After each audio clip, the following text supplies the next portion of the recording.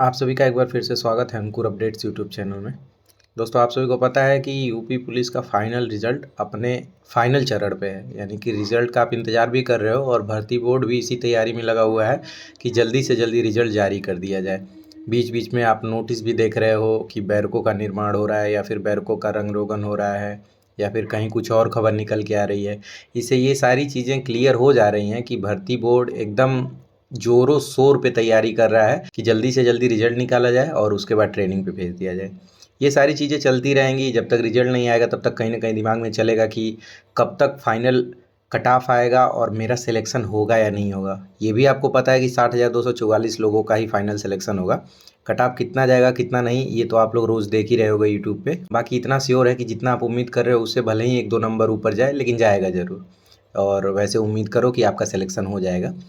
जब आपको मेडिकल के लिए बुलाया जाएगा, यानी कि फाइनल कट ऑफ आ जाएगा, तो मेडिकल के लिए जब बुलाया जाता है तो कुछ डॉक्यूमेंट लेके जाने पड़ते हैं वहाँ पे। जैसे डीवीपीएसटी में आप अपने सभी क्वालिफिकेशन वाले डॉक्यूमेंट ले गए थे, उसके साथ साथ आप अपना एडमिट कार्ड ले गए थे। तो वहाँ पे एडमिट कार्ड तो लगेगा ही लगेगा, ये तो मान लो सबसे ज़रूरी दस्तावेज है, लेकिन उसके साथ साथ कुछ चीज़ें और लगेंगी, जिसमें मैंने आपको बताया था कि 2-3 चरित्र प्रमाण पत्र लगते हैं।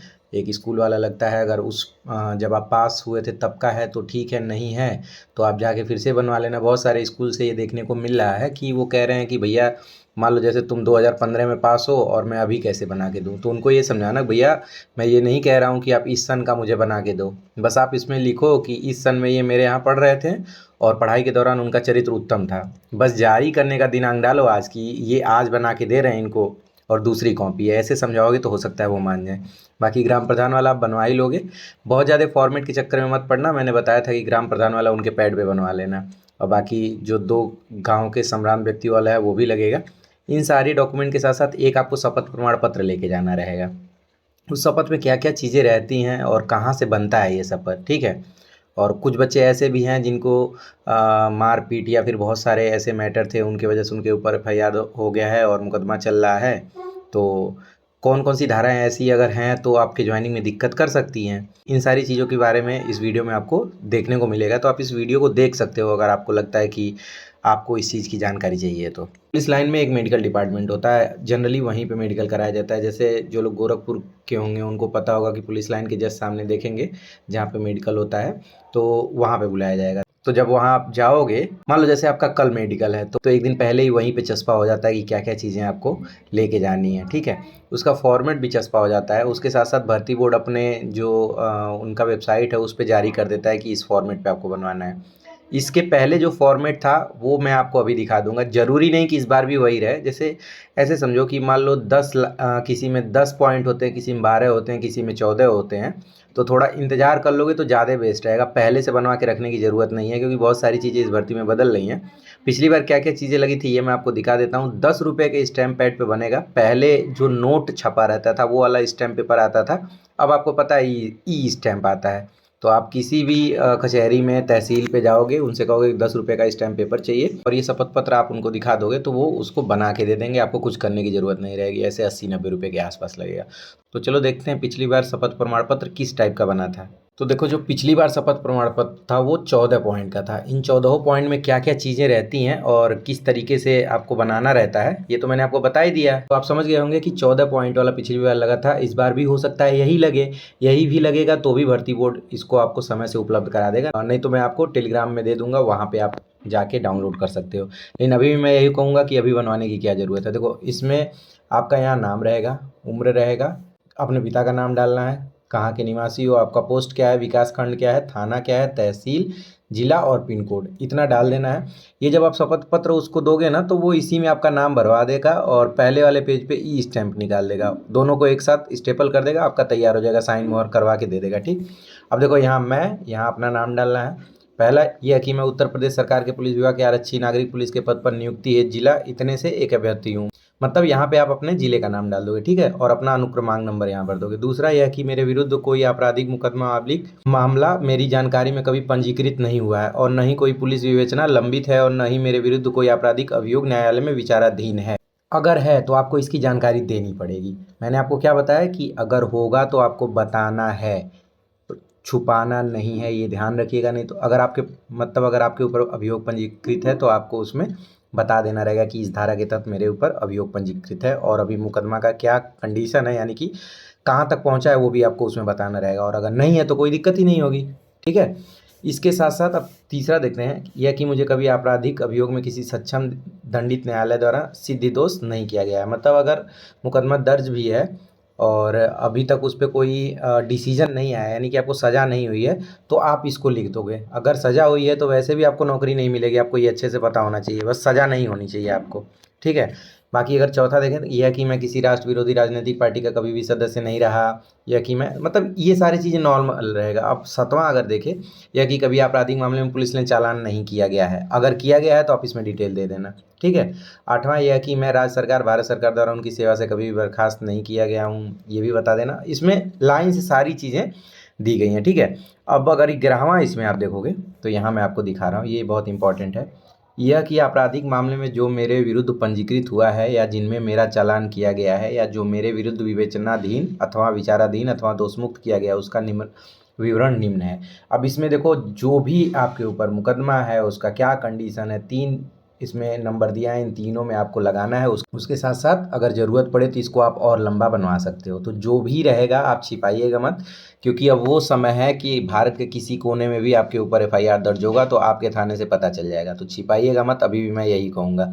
बाकी कोशिश करिए कि जल्दी से जल्दी जो भी आपके मामले हों, हाथ पैर छू के, ठीक है, किसी भी तरीके से बैठ के, भैया कि देखो हो गई गलती हमसे, हम ही छोटे हैं, अपने आप को छोटा दिखा के किसी तरीके से बातचीत करके, ज़रूरत पड़े किसी को बीच में डाल के, विधायक सांसद जिससे भी हो, भैया कह के किसी भी तरीके से हमारा समझौता करा दीजिए, ताकि टेंशन ख़त्म हो। बाद में तो यार फिर समझदार हो ही।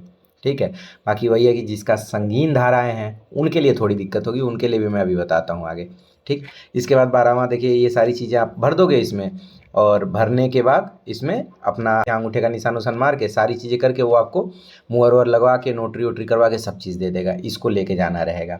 और ये हो सकता है इस बारी अगर 2-4 पॉइंट आगे पीछे भी हो सकता है, तो अभी इसको मत बनवाइएगा जब तक भर्ती बोर्ड कंफर्म ना कह दे। जैसे देखे होगे कि डीवीपीएसटी में पहले लगता था, इस बार नहीं लगा, तो ये बहुत बड़ा काम नहीं है, ये जाओगे 20 मिनट में आपको कचहरी या तहसील से बना के मिल जाएगा। समझ गए ना, बस बताना था कि ताकि आप समझ जाओ। तो ऐसे ही रहता है, थोड़ा बहुत ऊपर नीचे हो सकता है चेंजेज। अब अगर देखा जाए कि कौन कौन सी धाराएं ऐसी हैं जिसमें अगर आपके ऊपर अभियोग पंजीकृत है तो आपको दिक्कत हो सकती है, तो पहले तो मैं ये बता दूं, नॉर्मल चालान हुआ हो या फिर मारपीट या फिर किसी और भी छोटे चीज़ में है तो उसमें कोई दिक्कत नहीं है। ऐसे बहुत मामले चलते रहते हैं। ये समझो कि जब आप ये शपथ पत्र दे दोगे उनको ना, तो इसकी एक कॉपी आपके थाने पर चली जाएगी। वहाँ चेक करेंगे, भैया ये जो देखो शपथ पत्र बना के दिए हैं कि इन्होंने कभी कुछ किया नहीं है, तो सही है कि नहीं। तो अगर आपके ऊपर दर्ज है और आप झूठ बोले होगे तो तुरंत बाहर कर दिए जाओगे। समझ गए। लेकिन अगर सही है तो उसमें वो रिपोर्ट लगा के भेजेंगे कि हाँ इनके ऊपर ये चल रहा है, तो आपकी ज्वाइनिंग हो जाएगी। नियम ये होता है कि अगर आपको सज़ा हो गया है किसी मामले में तो ही आपको दिक्कत होगी। लेकिन कुछ धाराएं बहुत संगीन होती हैं ना, जिसको ये कह सकते हैं कि बहुत बड़ी धाराएं हैं। जैसे मान लो किसी का हत्या या फिर किसी का हत्या का प्रयास, या फिर ये कह सकते हो कि 376 हो गया या 377 हो गया। ये धाराएं जैसे किसी की छेड़खानी करना या किसी महिला की छेड़खानी करना या किसी के साथ बदतमीजी करना, इस टाइप की जो धाराएं होती हैं थोड़ी संगीन धाराएं होती हैं। इसमें सज़ा होने के ज़्यादा चांसेस रहते हैं। वैसे तो देखो, माना ये जाता है कि किसी के ऊपर गलत धाराएं लग सकती हैं, जब तक विवेचना नहीं हो जाएगा, जब तक क्लियर नहीं हो जाएगा, जब तक चार्जशीट नहीं दायर हो जाती है, तब तक ये नहीं कह सकते कि वो दोषी है कि नहीं है। लेकिन इसमें थोड़ा सा वो ज्वाइनिंग लेते टाइम बचते हैं। फिर भी इस बार जो आप लोगों ने सुना होगा कि सुप्रीम कोर्ट ने कहा है कि जब तक उनको सज़ा नहीं होती, यानी कि जब तक केस नहीं ख़त्म होता, तब तक आप दोषी नहीं दे सकते। तो मुझे लग रहा है कि इस बार बहुत दिक्कत नहीं होगी, आप लोग की ज्वाइनिंग हो जाएगी। लेकिन आपको यही कोशिश करना है कि जल्दी से जल्दी जितना भी प्रकार हो सकता है, हाथ पांव, साम दाम, दंड भेद, कोर्ट, वकील, जिससे भी चाहो उस मामले को आप निपटवा लेना। मुझे पता है कि बड़ा मुश्किल होता है निपटवाना, लेकिन फिर भी मेरे कहने का मतलब, ज़रूरत पड़े विधायक सांसद को भी जाके हाथ पांव पकड़ो, भैया ऐसी सी बात है, आप थोड़ा अगर बीच बचाव कर दोगे तो मामला ख़त्म हो जाएगा। तो ऐसे करोगे तो चीज़ें काफ़ी हद तक सॉल्व हो जाएंगी। बाकी छोटी मोटी बहुत सारी धाराएं होती हैं, मारपीट, ये करना वो करना, उनको भी पता होता है, उससे कोई दिक्कत नहीं होती है। बहुत सारे ऐसे दोस्त हैं जिनके ऊपर पहले दर्ज था, यानी कि 18 साल पूरा होने से पहले था, तो उनको डर होगा कि भैया कहीं ऐसा तो नहीं कि मेरा मामला जो था वो ख़त्म हो चुका है, मतलब उसमें सुलहनामा या फिर कोर्ट के द्वारा वो पेनल्टी भर के सारी चीज़ें ख़त्म कर दिया गया था, तो कहीं ऐसा तो नहीं कि उसके वजह से दिक्कत होगा। तो देखो ऐसा कोई दिक्कत नहीं होगा, ठीक है। जब मामला ख़त्म हो गया तब आपको कुछ भी टेंशन लेने की ज़रूरत नहीं है। बाकी कोई भी इस टाइप की चीज़ें हैं तो वो धीरे धीरे सॉल्व हो जाएंगी, तो इसमें टेंशन ना लेना। बाकी शपथ पत्र कहाँ मिलेगा ये मैंने आपको बता दिया, भर्ती बोर्ड जारी करेगा तब मैं आपको उपलब्ध कराऊंगा, वो ज़्यादा बेस्ट रहेगा। बहुत सारे ऐसे लोग हैं जिनको अभी मिलेगा, वो तुरंत जाके बनवा लेंगे, फालतू 100-150 रुपये अपना फूक देंगे। का मतलब भैया इतना मेहनत से पैसा होता है, काहे फालतू खर्चा करवा, उस चीज़ से आपको बचना है, ठीक है। बाकी स्कूल वाले चरित्र प्रमाण पत्र नहीं बना रहे हैं तो मैंने आपको बताया कि स्कूल वाले से जाके समझाइए कि भैया मास्टर साहब, हमारे प्रिंसिपल साहब, हमारे बतिया तनी ध्यान से सुना, हम ही नहीं कहत हैं तुझसे कि तू चरित्र प्रमाण पत्र हमार जब तोरे स्कूल में पढ़त रहनी ओकरे बाद का बना के द। बस हम तुझसे ही कहत हैं साहब कि जब हम आपके यहाँ पढ़ रहे थे, मान लीजिए हम 2015 में पास आउट थे, तो आप उस पर लिखिए कि फलाने इस सन में हमारे यहाँ से इंटर पास हैं, जब ये पढ़ रहे थे तो इनका चरित्र बहुत उत्तम था, ठीक है, या बहुत उत्तम था, या उत्तम है ही लिख दें। और उस पर डेट जब वो डालेंगे या फिर सन डालेंगे तो उससे क्लियर होगा कि ये चरित्र प्रमाण पत्र तभी का है। बाकी जो जारी करने वाला डेट होता है दाहिने तरफ या नीचे लिखा जाता है, उसमें आज का डेट डाल देंगे। उसका मतलब ये है कि ये बनाया आज गया है, लेकिन इसमें ये शो किया गया है कि ये 2015 में जब पढ़ते थे तब तक इनका चरित्र उत्तम था। उसके बाद वो काहे आपसे कैरेक्टर सर्टिफिकेट मांगेगा भाई, आप खुद ही सोचो। उसके बाद तो थाने का लगता है। पता नहीं प्रिंसिपल साहब लोग क्या सोचते हैं, हमें तो यह नहीं समझ में आता है। तो टेंशन ना लो, बाकी अगर नहीं बनाएंगे तो पुराना वाला रखे रहना यार, लेके जाना। और जिनका प्राइवेट से था तो उनको लगाने की ज़रूरत नहीं है, वो लोग सिर्फ अपने ग्राम प्रधान का बनवा के लेके जाएंगे। और वो क्या बोलते हैं, जो 2 संभ्रांत वाले लोग हैं गांव के, उन लोगों का बनवा लेंगे। संभ्रांत का मतलब ये ना है कि गांव के प्रधान है वो है। संभ्रांत का मतलब ये है कि कोई भी ऐसा हो जो ये कह दे कि हम भैया इनके हम जानत हैं, ठीक है। तो टेंशन लेने वाली कोई बात नहीं है, ये सारी चीज़ें बहुत आसानी से बन जाती हैं यार। ये तो जिस दिन आएगा रिजल्ट ना, जिस दिन जाना रहेगा, आप पहले जाओगे कचहरी बनवा के फिर लेके चले जाओगे, तो इस चीज़ को बहुत बड़ा इशू नहीं बनाते हैं। बस मैं सोचा कि थोड़ा आपको बता दूं, लेकिन इतना ध्यान रखना कि सुलहनामा कराना बहुत ज़रूरी है। और बहुत सारे ऐसे लोग हैं सुलहनामा कराने के बाद वो कॉपी वहाँ जमा नहीं किए होंगे, तो एक बार थाने पे जाके पता कर लेना कि जमा है ना, मतलब अपडेट हो गया है ना, ठीक है। बाकी परेशान होने की ज़रूरत नहीं है। मारपीट अभी भी नहीं करना है, ये ध्यान रखना। पुलिस वेरिफिकेशन बहुत इंपॉर्टेंट होता है इस नौकरी में। उसके साथ साथ बाइक चलाते टाइम आपको हमेशा सजग रहना है कि या तो खुद से चलाओ या तो चलाओ ही मत। किसी ऐसे के साथ मत जाना जो अच्छे से नहीं चला पाता है या फिर जो आपका ना चाहने वाला है। भैया देखो किसी का भरोसा नहीं है, नौकरी ना लगे उसके लिए आदमी अपना पैसा खर्चा कर देगा, समझ गया ना। तो उस चीज़ से आपको बचना है। बाकी इससे ज़्यादा बताने की ज़रूरत नहीं है, आप लोग वैसे भी खिलाड़ी आदमी हो। टेंशन फ्री रहो, मौज करो, बस कुछ महीने और हैं, इस महीने में ज़िंदगी एंजॉय कर लीजिए। बाकी उसके बाद तो आपको पूछ के ही जाना पड़ेगा हर जगह, फिर आपको लगेगा कि साला ये समय ख़राब था कि वो समय ख़राब है। बट ठीक है, स्ट्रगल पूरे ज़िंदगी चलती रहती है। जो स्ट्रगल है उसका प्रकार बदल जाएगा, उसके टाइप बदल जाएंगे, बट स्ट्रगल तो पूरी लाइफ करनी है। वैसे भी जो घर का पुरुष होता है ना, उसे कमाने बाहर जाना ही पड़ता है। हमेशा से लोग जाते रहे हैं, तो अब ये जिम्मेदारी आपके कंधों पे है, इसका निर्वहन आप करोगे, ठीक है। अगर घर के एक सदस्य के परेशान होने से पूरा घर सुखी रहता है तो उसको परेशानी नहीं कहते हैं। ठीक उसी प्रकार से जैसे अगर कुछ अच्छा करने से दाग लगते हैं तो दाग अच्छे हैं। तो उम्मीद करते हैं आप लोग मौज कर रहे होंगे, टेंशन फ्री रहिए, एंजॉय करते रहिए, अपना ध्यान रखिए। कुछ भी पूछना हो मेरे नंबर पे कॉल करिए, या फिर इंस्टाग्राम आईडी को फॉलो करके मैसेज कर लीजिए, या फिर टेलीग्राम ग्रुप में ज्वाइन कर लीजिए, डिस्क्रिप्शन बॉक्स में लिंक है। बाकी तो कुछ भी पूछना हो कॉल कर सकते हैं। Okay, bye bye.